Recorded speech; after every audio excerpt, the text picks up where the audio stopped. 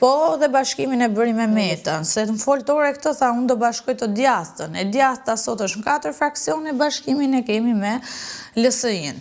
Pastaj numri 3 dihet që është Luciano Boçi me Flamur Nokën, 4 dhe 5 pastaj janë prapë të 2 nga Elbasani. Prandaj kjo listë është jo përfaqësuese për qytetin dhe është listë humse, totalisht humse. Kush është Klodiana Çapja? Klodiana Çapja është kandidate e listës mbyllur e Partisë Demokratike, që votat cilës ja ka bërë zoti Boçi, që unë kam denoncuar procesin, se ju e dini dhe e keni njohurin. E thot Flamur Noka këtë me mesazhe, jo se e them unë.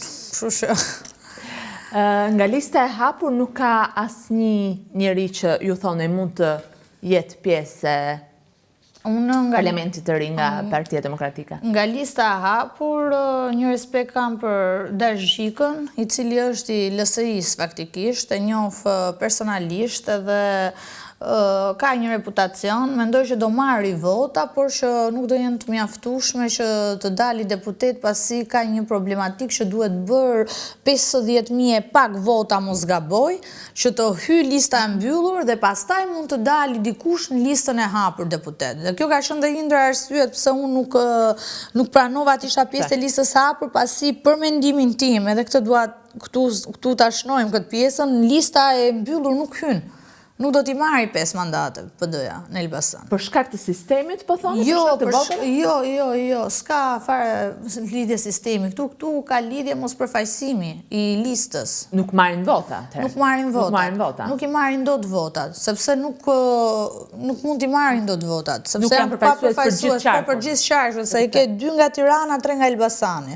Kështu që qarku pa diskutim, PS-ja ka një listë gjithëpërfshirëse të qarkut, që mund të marri dhe cisi vota më tepër se sa Partia Demokratike. Në qarkun e Elbasanit flas gjithmonë. E kam të qartë.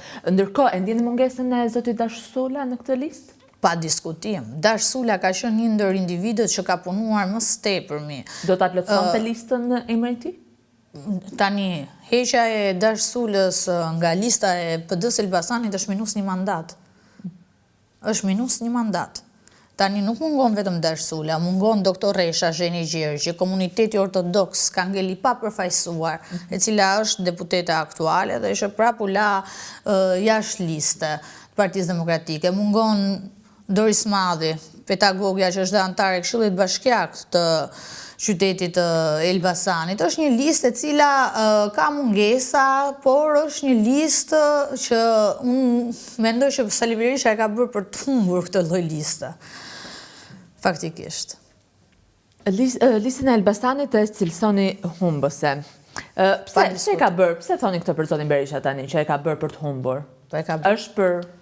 Po tani kjo është në bazë asaj logjikës që sapo folëm bashkë. Që nuk është e përfaqësuar. Nuk është e përfaqësuar, nuk është fituesi primareve, nuk është doktor Resha që prapë doli zonja e dytë më e votuar në listë, sepse këto nuk u futën as në listë hapur nga doktor Berisha, që ishin njerëz të cilët i ka votuar baza.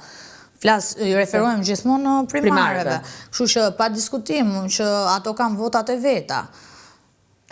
Ndërkohë, Ermaldo Klogjeri. Nuk ka qenë fare pjesë e primareve, është një figurë cilin e njoh nga Big Brother. Nuk më thot asgjë në politikë. Ka shumë nga Big Brother cilat janë përfshirë në listat e PD-s. Po tani, prandaj po them. Është një listë humse. Atëherë, një qark tjetër për të bërë një parashikim të gjithë qarqeve. Të gjithë qarqeve edhe të prafërt. Nuk synoj dhe nuk them që ju jeni parashikuese, për duke qenë se ju i keni ndjekur edhe jeni shumë afër terrenit për të pasur një pasqyrë të asaj se çfarë do të jetë parlamenti i ardhshëm në shtator. Atëherë, kjo është qarku Tiranë ku PS-ja synon që të ketë 20 mandate. E cilësoni të tepërt? Tani këtu më shoh prapë mos gaboj që është kandidatët e Partisë Demokratike. Po. Tani, të shofësh në listë, 2 i ketë LSI-s. Fari Ballion pas kemi, Albana Vokshin, Edi Palokën. Bëhet rotacioni me këto? Shpa diskutim që PS-ja do pretendoj 20. Ajo është analiza që të bëra pak më parë, që të thash me figurat vjetra, unë kam lindur 95-ën, ke po të njëjtët, këto individ kanë humbë 4 herë. Kto janë sjellur prapë përballë shqiptarëve ndaj Ramës dhe është më se normale logjika e Ramës dhe PS-s që thotë unë këto 4 herë i kam mundur, do t'i mund dhe për herë të pestë. Me të njëjtat emra. Me të njëjtat emra. Se s'ka risi prandaj. I vetmi risi është Besar Xhaferi, që është për të përshëndetur, që unë kam bashkëpunuar edhe është një vlerë e shtuar e listës Partisë Demokratike. Për pjesën tjetër pastaj no comment. Po, kam parë një mbështetje të zotit Xhaferi kryesisht në rrjetet sociale, kështu që po, është edhe një si zoti Xhaferi duhet ishte edhe lista më lartë që të ishte listë fituese dhe PS-ja nuk do pretendonte 20. Po do ishte minus. Ishte pjesë e listës së mbyllur që PS-et mos ta kishte më të vështirë betejën e Jorita Tabaku, pa diskutim. Joritën e mendoni deputete, është në listë hapur. Joridën e mendoj deputete dhe Joridës i uroj edhe fitoren. Qarkun e Tiranës është një zonjë e cila ka punuar, është dedikuar çdo kauze të Partisë Demokratike dhe ka qenë opozitare, qytetare e devotshme. Tani nga emrat e tjerë, për shembull, ja ti marrim me radhë, Ilir Ali Mehmeti. Është figurë pozitive, është figurë për të cilën unë kam një vlerësim personal, por që nuk më ngjit politikisht. Nuk të ngjit politikisht? Jo, politikisht jo. Pse? Kam një respekt, por që nuk si duhet jetë një politikan, duhet jetë i ashpër, agresiv? Jo, duhet jetë si Jorida, për shumë më pëlqen kauzat që kanë ndërmarrë, kam parë më pasiv Ilirin. Është çështje e vlerësoj si figurë, e vlerësoj në integritet, mendoj që do ishte vlerë shtuar.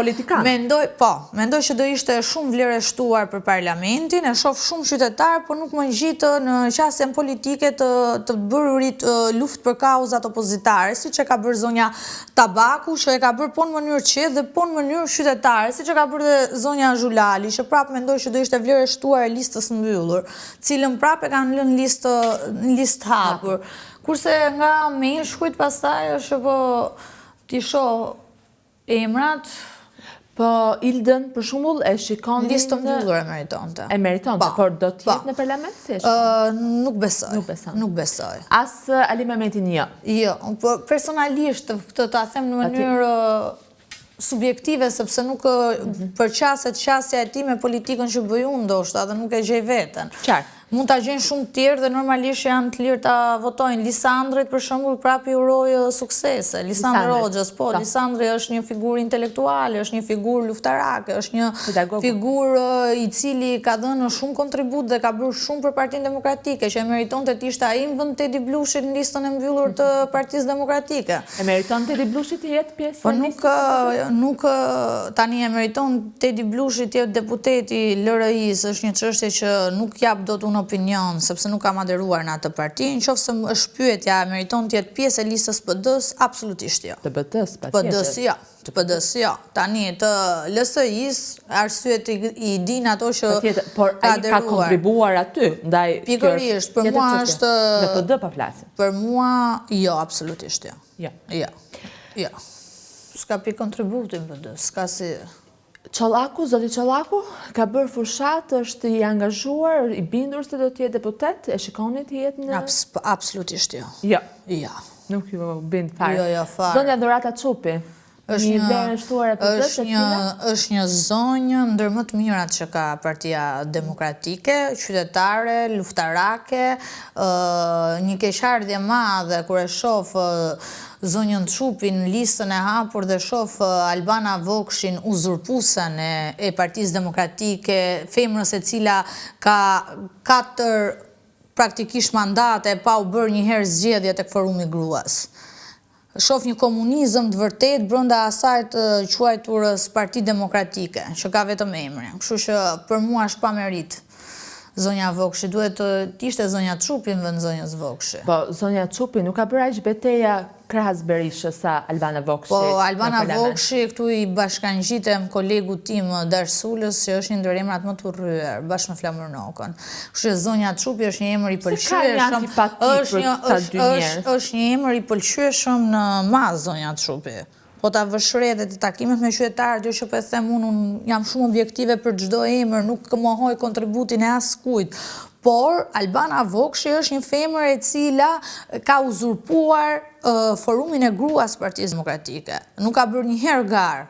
Dhe ti në momentin që nuk ke njëherë garë, do të thotë që ti po mban diçka me dhunë, po e mban me zor. Po, pa ata janë dy njerëzit më besnik dhe më krahas, më afër Berishës në çdo betejë që ai ka bërë.